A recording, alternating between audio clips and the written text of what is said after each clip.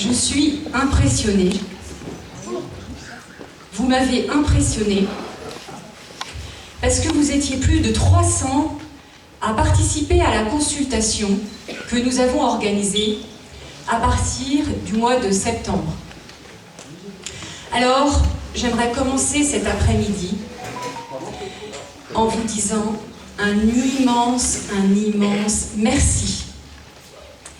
Grâce à vous, la démocratie renaît à Graillans et l'hôpital, et vous avez été très nombreux à participer à tous ces ateliers que nous avons organisés autour de 2 thèmes, dynamiser et protéger.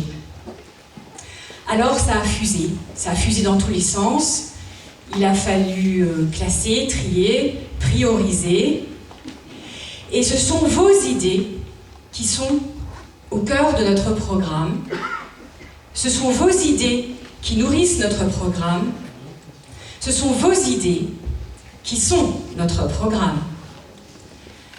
Alors, ces idées, elles sont tellement bonnes que la liste adverse s'en est beaucoup inspirée. Et ils ont eu raison, puisque c'est vous qui avez manifesté des manques, des attentes, des besoins. La question qui se pose, c'est pourquoi ont-ils attendu si longtemps pour mettre en œuvre ces idées-là? Et puis, ces idées que nous portons pour vous, comment vont-ils les mettre en œuvre, puisqu'ils n'en sont pas à l'origine? Alors, ces très bonnes idées, elles se résument à quelques grands points. Vous êtes dans l'attente de tisser des liens beaucoup plus nombreux au sein de nos 4 quartiers. Surtout, vous avez conscience du potentiel de Graillans et l'hôpital, un potentiel inexploité, et dans le fond, tout se résume à l'idée, vous voulez faire revivre Graillans et l'hôpital. Alors pour tout cela, je vous dis encore à nouveau, au nom de toute l'équipe qui est là réunie derrière moi, avec moi, autour de moi, un immense merci d'avoir contribué à ce regain de démocratie au sein de Graillans et l'hôpital. Cette démocratie, nous voulons la fortifier. Nous vous avons annoncé déjà que nous voulons la prolonger en instituant un conseil consultatif, en instituant un conseil municipal des jeunes. Nous voulons également vous rendre compte dans une réunion publique comme celle-là, chaque année, d'où nous en sommes dans la réalisation de notre programme. Nous voulons aussi, pour fédérer les 4 quartiers et avoir plus de proximité, désigner au sein du conseil municipal un élu référent pour le bourg de Graillans, pour Dogagnant, pour l'hôpital et pour Aurenat. Solidifier, consolider ce début renaissant de démocratie, c'est aussi revivifier la communication en ouvrant la mairie aux citoyens avec des moyens adaptés à chacun. Donc, il y a évidemment les réseaux sociaux pour ceux qui l'ont, mais il y a aussi le bulletin municipal que nous souhaitons rénover. Alors, mesdames et messieurs, c'est aussi grâce à vous qu'il y a 2 listes, à Graillans et l'hôpital, parce que c'est vous qui êtes venus me chercher. Vous êtes venus me chercher parce que vous faisiez partie d'une ancienne famille, donc il y a des anciens qui sont venus à moi en me disant « Florence, s'il te plaît, viens te présenter ». Il y a des représentants d'associations qui m'ont demandé de me présenter, et il y a des élus encore en place, et d'autres qui ont démissionné et qui m'ont demandé de faire une liste. Donc, j'ai réfléchi beaucoup, parce que vous en avez conscience, c'est un engagement très structurant et très prenant dans une vie. Avant de me lancer, j'ai consulté plein de monde, et à partir du mois de septembre, eh bien, j'ai construit la liste que vous allez découvrir dans un instant. Mais avant, j'aimerais préciser quelques règles électorales. Parce que pour la première fois depuis très longtemps, des décennies, il y a un match entre 2 listes. Et donc, c'est très important que chacun y participe. Et de plus, Tout le monde ne connaît pas comment ça se passe quand il y a 2 listes. Alors, je vais prendre un tout petit temps pour vous donner le mode d'emploi de ces élections. Pour voter, bien sûr, il faut être inscrit sur la liste électorale.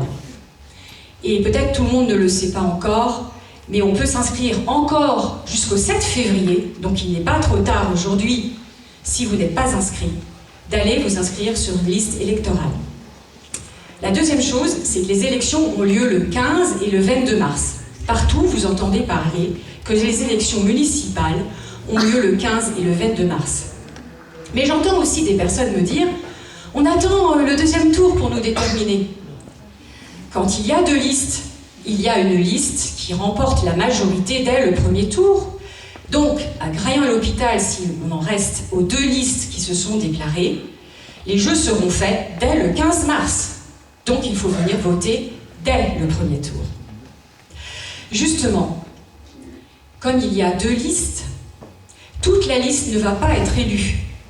C'est la majorité des sièges qui va être remportée par la liste qui gagne, à peu près 12 sièges. Et l'autre liste aura 3 sièges également. Et donc nous aurons un conseil municipal composé d'élus de la majorité et d'élus de l'opposition. Quand vous allez voter, les règles ont changé dès 2014, mais je ne suis pas sûre que tout le monde s'en souvienne. À Graillon-et-l'Hôpital, on ne peut plus panacher. Donc, pour certains d'entre vous qui aimaient mettre des petites fleurs, des commentaires, des têtes de mort sur les bulletins de vote, vous serez frustrés ou alors votre bulletin de vote sera nul et invalidé.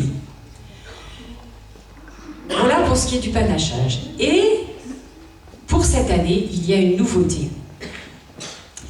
Il est possible, comme le conseil municipal à Graillon-et-l'Hôpital, c'est 15 élus.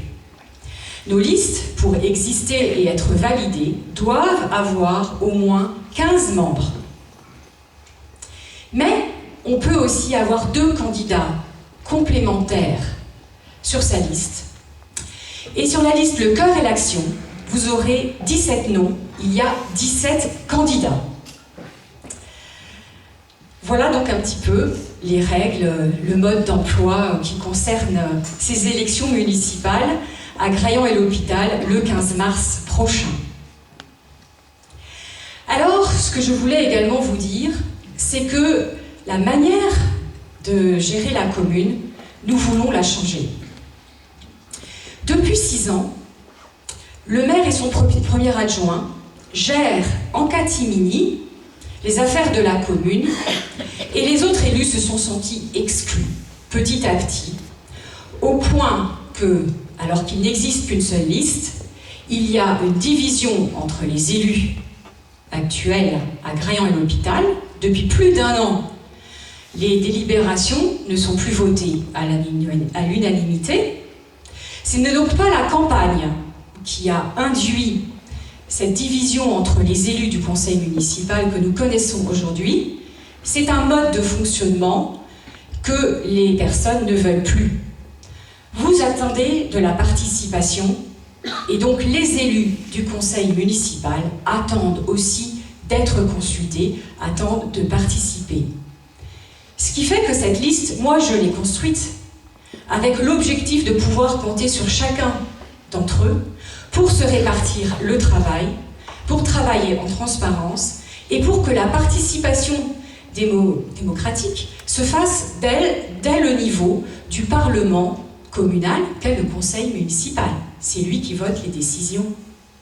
Et ce que nous voulons, c'est que les commissions soient actives, qu'elles bâtissent des projets, qu'elles en proposent, et qu'ils participent de cette façon-là, de manière démocratique, à la vie du village. Alors cette liste, je vous l'ai écrite dès le mois d'octobre, je la souhaitais à votre image. La moitié d'entre eux viennent des anciennes familles du village, ceux qui vivent ici depuis toujours, et l'autre moitié sont des personnes nouvelles arrivées, parfois depuis beaucoup plus longtemps que certains c'est quelques mois, d'autres c'est plusieurs années. Et donc ils sont à votre image aussi parce que évidemment il y a l'égalité parfaite entre les hommes et les femmes, Ils sont à votre image parce que toutes les générations sont représentées. Ils sont à votre image parce qu'il y a une très grande diversité d'associations, d'entreprises, il y a des retraités. Voilà, c'est une liste que j'ai voulu construire à votre image, mais ce qui nous réunit tous, par-delà la diversité, c'est le partage de nos 4 valeurs. Pour ceux qui nous connaissent depuis le début de cette campagne municipale, vous savez que je parle de la boussole avec les 4 points cardinaux qui sont nos 4 valeurs pour avancer dans cette campagne, mais aussi que nous garderons, si vous choisissez la liste Le cœur et l'action, que nous choisissons de conserver pour notre action future. Alors c'est quoi ces 4 valeurs? D'abord, c'est respecter. Ensuite, c'est rassembler. C'est enthousiasmer. Et c'est réussir. Respecter, ça signifie que même si nos idées, nous débattons ardemment, eh bien nous sommes dans le respect des personnes. Rassembler.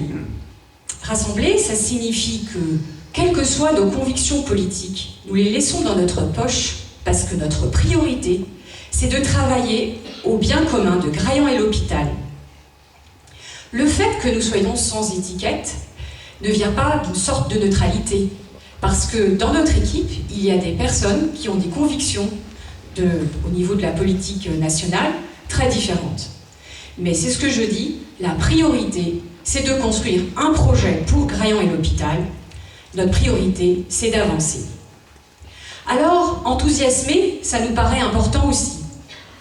En effet, on est dans un monde de plus en plus difficile. Et comme vous le savez, l'enthousiasme est communicatif. Alors, avancer dans les projets avec vous, avec un peu d'enthousiasme, c'est déjà rendre un peu le monde plus joyeux. Enfin, réussir. Bien sûr, réussir, nous souhaitons, et vous voyez qu'on y met tout notre cœur, toute notre énergie, nous souhaitons réussir à gagner ces élections municipales. Mais après, le but, c'est de réussir à réaliser vos idées, celles que nous portons dans notre programme, et programme que vous avez pu reprendre à l'entrée ou que vous avez reçu dans votre boîte aux lettres au début de l'année. Voilà, mesdames et messieurs, les 4 valeurs qui nous réunissent tous, par-delà la diversité, des personnes que vous allez découvrir maintenant, parce que je vais leur donner la parole.